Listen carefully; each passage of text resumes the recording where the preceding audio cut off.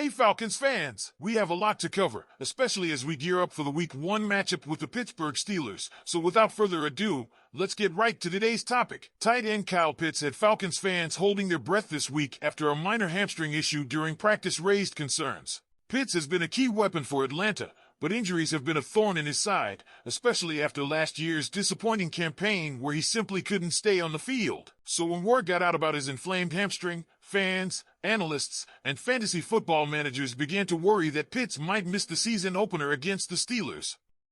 However, Kyle Pitts himself quickly allayed those fears with a bit of humor on Twitter, saying, "Damn, 2 less plays on a rack got you worried. See you Sunday." That's right, folks. Pitts himself has all but confirmed that he'll be in uniform when we face Pittsburgh, which is huge news. And let me tell you, this game is shaping up to be a real test for the Steelers' defense. They're facing a Falcons offense that has undergone some major changes, starting with our new quarterback Kirk Cousins and offensive coordinator Zach Robinson. If you thought last year's Falcons offense had potential, wait until you see what this group can do. But let's talk about Pitts and what he brings to this new offense. When healthy, he's a matchup nightmare. We're talking about a guy who, in 2022, led all tight ends in route win rate according to Brett Whitefield.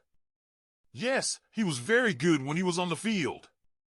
Last season's injuries dropped him to 35th in that category, but now with Cousins at the helm and Zach Robinson calling the plays, the sky's the limit for Pitts. And if Sunday plays out like he's been suggesting, we'll see him back to his best. Now, the Steelers' defense is no joke. They have linebacker Patrick Queen patrolling the middle of the field, and he's a beast when it comes to blocking opponents. Rookie Peyton Wilson will also look to make an impact in passing situations. But here's the thing, Pitts isn't your average tight end.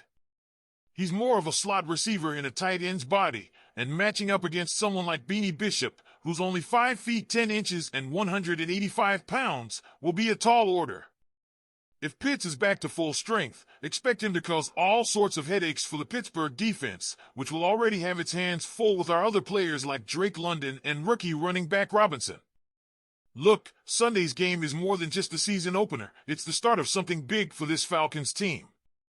With Pitts, London, Robinson, and Cousins leading the charge, there's no doubt we have the firepower to make some noise in the NFC South.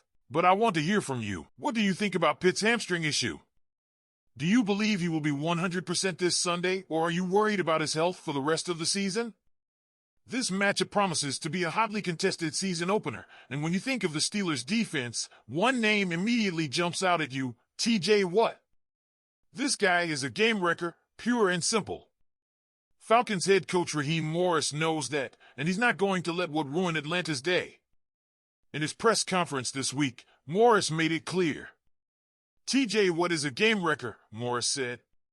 And I'm not going to let him go out and ruin the game, and that's going to be part of our plan. And Falcons fans, you know what that means. When you have someone like Watt, who has led the league in sacks in 3 of the last 4 seasons and is a 4-time All-Pro selection, you have to make adjustments. Expect to see our offensive line, especially right tackle Caleb McGarry, get a lot of help. Whether it's running backs chipping in, tight ends getting into block, or even double teaming, Morris is going to throw everything at Watt to keep him away from Kirk Cousins. Now, speaking of Cousins, let's remember that he's recovering from a ruptured Achilles tendon, and at 36, mobility isn't exactly his strong suit anymore. That makes his protection even more critical, and the last thing we want is we're getting a free pass to our QB. Every year, teams talk about how they plan to stop Watt, but let's be real, very few actually do. So how well the Falcons can contain him could make or break this game. All right, Falcons Nation, what do you think? Can our offensive line, with a little extra help, keep Watt in check? Or are we in for a rough day if he gets going? Leave your thoughts in the comments below. This matchup will be a battle between 2 coaches whose relationship goes back decades, Raheem Morris and Mike Tomlin. And believe me, the story of how Tomlin influenced Morris' career is worth noting. Raheem Morris began his NFL coaching career in 2002 with the Tampa Bay Buccaneers as a defensive quality control coach, where he met Mike Tomlin, who was the defensive backs coach at the time. One of the key lessons Morris learned from Tomlin was the importance of being involved. And by involved, I mean being involved in all parts of the game, not just stuck to your assigned position group or side of the ball. Tomlin, a former wide receiver in college, didn't just focus on defense. He attended offensive meetings, analyzing plays and strategies, and Morris quickly followed suit. This cross-training became a core part of Morris' coaching philosophy. Fast forward to 2016, when Morris transitioned to coaching the Falcons' wide receivers despite having been a defensive coach for most of his career. The move raised some eyebrows, but the result?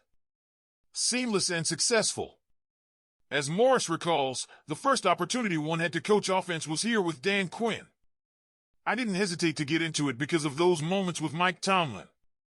Now, Morris' ability to float between both sides of the ball is what sets him apart as a head coach.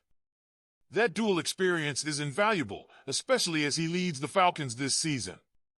It's a rare quality, something you don't find in many coaches in the NFL. And it's a skill he learned directly from Mike Tomlin.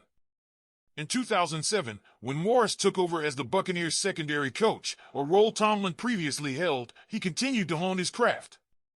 Jimmy Lake, the Falcons' current defensive coordinator, was Morris' assistant at the time. He saw Morris do exactly what Tomlin did, attend offensive and defensive meetings to build a thorough understanding of the game. That habit paid off when Morris later joined the Los Angeles Rams as their defensive coordinator. His office was directly across from Zach Robinson, the Rams' assistant quarterbacks coach, and the two would often have conversations that benefited both offense and defense. That sharing of knowledge is something Zach Robinson remembers well. Raheem is basically an offensive coach now, but don't be fooled, he's a defensive guy at heart. Morris' ability to see the game from every angle allows him to communicate with every player, whether they're on offense or defense. Falcons quarterback Kirk Cousins noted how rare and valuable that is. I can go to him and ask him questions about defense, and then he can answer me about offense. It's very rare, it's very valuable, Cousins said. Now, as week 1 approaches, these two coaches will face off, each with years of mutual respect and shared lessons under their belts. While it's always difficult to prepare for the first game of the season without a lot of film to watch, Morris and Tomlin have the advantage of their deep knowledge on both sides of the ball. It's going to be a fascinating chess match, Falcons fans. But no matter what happens on the field this Sunday, the relationship between these two coaches will continue to influence Morris' approach here in Atlanta. As Morris himself said of Tomlin, he looks at us with a lot of pride and the guys he's helped develop. I certainly have a lot of respect for him. Now, let's wait and see what happens in this matchup. Be sure to hit the like button and subscribe to the channel before you go so you never miss an update. Go Falcons!